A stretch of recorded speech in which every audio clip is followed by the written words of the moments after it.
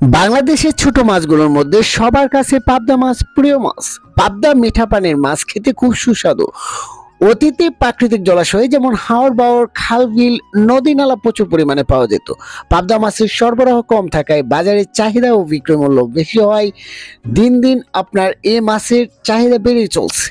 পাবদা মাছের সহন ক্ষমতা কম, এক জায়গা থেকে অন্য জায়গায় পরিবর্তন করার সময় খুবই ঝামেলা পড়তে হয়। সব থেকে ভালো হয় যে চাষি নিজে রেণু সংগ্রহ করে নার্সিং করতে পারলে। এবং পুকুরে পাবদা মাছের রেণু চাষ পদ্ধতি সম্পর্কে আজকে টিউটোরিয়াল দ্বিতীয় পার্টে তুলে ধরা হবে। গত পর্বে দেখানো হয়েছিল কিভাবে পাবদা মাছের কৃত্রিম প্রজনন খুব সহজে আপনারা করলে আপনারা লাভবান হবেন, সেই দিকগুলো আপনাদের মধ্যে তুলে ধরা হচ্ছে খুব স্পষ্টভাবে।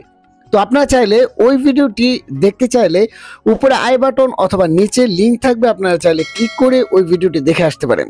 পাবদা মাছের রেণু চাষে সফলতা পাওয়ার জন্য পাবদা মাছের নার্সারি পুকুর প্রস্তুত একটি খুবই জরুরি। পাবদা মাছের নার্সারি পুকুরে পোনা বেঁচে থাকার জন্য নির্ভর করে পুকুর নার্সারি ব্যবস্থাপনার উপর। এই কারণে নার্সারি পুকুর প্রস্তুত থেকে শুরু করে পোনা সংগ্রহ পর্যন্ত বেশি সতর্ক থাকতে হয়। তো এখন যে দিকগুলো আপনাদের মাঝে তুলে ধরবো, এগুলো যদি আপনারা মেনটেন করেন তাহলে অবশ্যই শতভাগ নিশ্চিত আপনারা রেণু চাষে সফলতা অর্জন করবেন 99%। তো প্রথম যে দিক সেটি হলো যে নার্সারি পুকুর সাধারণত 15 থেকে 30% হতে হবে এবং গভীরতা 2.5 থেকে 3.5 ফুট হলে ভালো হয়, 4 ফুটের বেশি নয়। পুকুরের পাড়ে সমস্ত আগাছা পরিষ্কার করে নিতে হবে। পুকুরে কমপক্ষে 8 ঘন্টা রোদ থাকে এমন একটি পুকুর নির্বাচন করতে হবে। পুকুর প্রস্তুতির জন্য পুকুরে সেচ দিয়ে কমনের অর্থাৎ কম করে হলেও 7 দিন শুকিয়ে নিতে হবে। পুকুরের তলায় কাদার পরিমাণ বেশি হলে কিছুটা কাদা তুলে নিতে হবে। পুকুরের তলায় মই দিয়ে সমান করে নিতে হবে। প্রতি শতাংশে 1 কেজি হারে চুন দিয়ে হালকা নেড়ানি দিয়ে দিলে ভালো হয়। চুন দেওয়ার 3 দিন পর পুকুরে পানি দিতে হবে এবং পুকুরে চুন প্রয়োগের 3 দিন পর প্রাকৃতিক খাবার তৈরি হওয়ার জন্য প্রতি শতাংশে 100 গ্রাম সরিষার খোল, 70 গ্রাম চিটা গুড় একত্রে মিশিয়ে 24 ঘন্টা ভিজিয়ে রেখে দিনের বেলায় রোদে থাকা অবস্থায় সারা পুকুরে ছিটিয়ে দিতে হবে।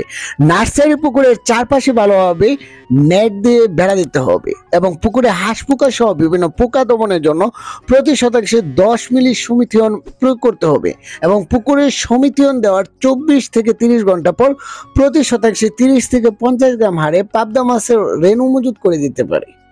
তারপর অবশ্যই আপনারা দ্বিতীয় যে স্টেপ সেটি হলো যে ভালো কোনো বিশ্বস্ত প্রতিষ্ঠান থেকে অবশ্যই রেণু ক্রয় করলে আপনারা লাভবান হবেন শতভাগ নিশ্চিত। এই পুরো প্রতিবেদন জুড়ে আপনারা যেই পাবদা মাছের রেণু অথবা আপনার পাবদা মাছের পোনা দেখছেন এগুলো যদি ক্রয় করেন তাহলে অবশ্যই ভিডিওর উপরে হ্যাচারি ব্যানার অথবা যে নাম্বার দেওয়া থাকবে সেই নাম্বার থেকে কানেক্ট করে আপনারা সরাসরি আমাদের এখান থেকে যোগাযোগ করতে পারেন।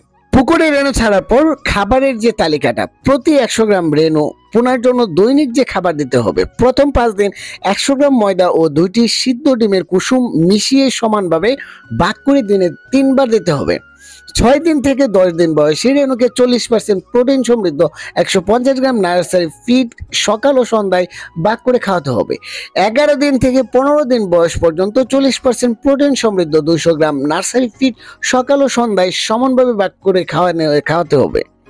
16 দিন থেকে 23 দিন পর্যন্ত অর্থাৎ 40% প্রোটিন সমৃদ্ধ 350 গ্রাম নার্সারি ফিড সকাল ও সন্ধ্যায় সমানভাবে ভাগ করে খাওয়াতে হবে। 24 দিন থেকে 25 দিন বয়স পর্যন্ত 40% প্রোটিন সমৃদ্ধ 500 গ্রাম নার্সারি ফিড সকাল ও সন্ধ্যায় সমানভাবে ভাগ করে খাওয়াতে হবে। এভাবে নার্সারি পুকুরে যত্ন সহকারে রেণু লালন পালন করলে প্রতি কেজি রেণু থেকে আপনার 1 লক্ষ থেকে 1,30,000 পোনা উৎপাদন করা সম্ভব। দর্শক, এই পুরো প্রতিবেদন জুড়ে যে রেণু অথবা যে 2024 সালের এখন যে পোনাগুলো দেখতে পারতেছেন এটা হলো পাবদা মাছের পোনা।